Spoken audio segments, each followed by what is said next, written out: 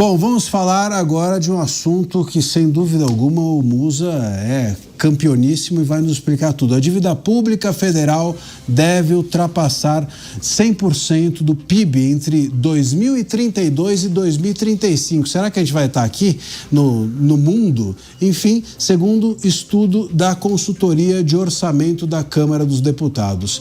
Temos as artes aqui, é isso? Vamos ver. Ô Musa, você vai explicar pra gente? Vamos lá. Basicamente o que a gente vê aí é a dívida bruta do governo como um todo em relação ao PIB. PIB é basicamente tudo que o país produz, o resultado de tudo que a gente produz. Quanto maior o endividamento frente a tudo que você produz, teu risco é maior. É a mesma coisa, o mesmo funcionamento na tua casa. Se você está extremamente endividado na tua casa, comparativo, relativo àquilo que você ganha, o banco vai te cobrar maior taxa de juros, ou o teu amigo vai te cobrar maior taxa de juros para te emprestar, se é que ele vai te emprestar. E como que a dívida do governo cresce? Se ele gasta mais do que ele arrecada, que é a mesma coisa se você gastar mais na tua casa do que você ganha de salário, alguém vai te emprestar esse dinheiro para você pagar a conta de água, de luz, de telefone, do cartão de crédito. Você precisa desse empréstimo. Caso contrário, as contas explodem. O governo, ele tem alguém que empresta dinheiro para ele, que somos todos nós, agentes econômicos em maior ou menor grau. Você compra um título público em troca de uma taxa de juros. Esse título público é a dívida que o governo emite. E aqui vem algo que o Mota sempre fala. Como que o governo emite uma dívida? Que ele vai ao mercado e fala, preciso de dinheiro para fechar a minha conta. A gente vai lá e empresta esse dinheiro para ele. Quando ele faz isso, ele imprime dinheiro, ele coloca mais dinheiro em circulação. Quando ele coloca mais dinheiro em circulação, a dívida cresceu, porque ele emitiu nova dívida, e mais dinheiro de alguém endividado, taxa de juros sobe, teu risco sobe. Quem te empresta dinheiro exige uma taxa de juros maior.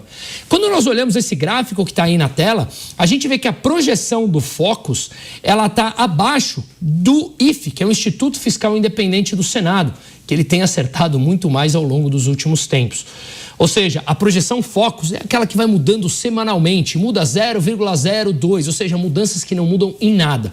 O que vale aqui é nós olharmos que, pela própria matemática e crescimento da dívida, nós estamos chegando num nível completamente insustentável. Acho que nós temos outro gráfico aqui que exemplifica também o crescimento da dívida, que eu quero mostrar, que é basicamente um comparativo do que nós temos com os outros países. Aqui vale uma frase que Lula falou há pouco tempo. Se o Japão tem uma dívida PIB de mais de 200%, os Estados Unidos de mais de 100%, como é que o Brasil não pode ter uma dívida de 80% do PIB? Lembre-se do que eu acabei de falar. Quando o governo emite dívida, porque ele precisa captar dinheiro para fechar, para pagar o cartão de crédito dele aqui no final do mês, se você é extremamente arriscado, cada vez mais as pessoas ou não emprestam dinheiro para você, ou então exigirão taxas de juros maiores. E quando você fala que a taxa de juros é 100%, significa que a tua dívida é exatamente aquilo que você produz.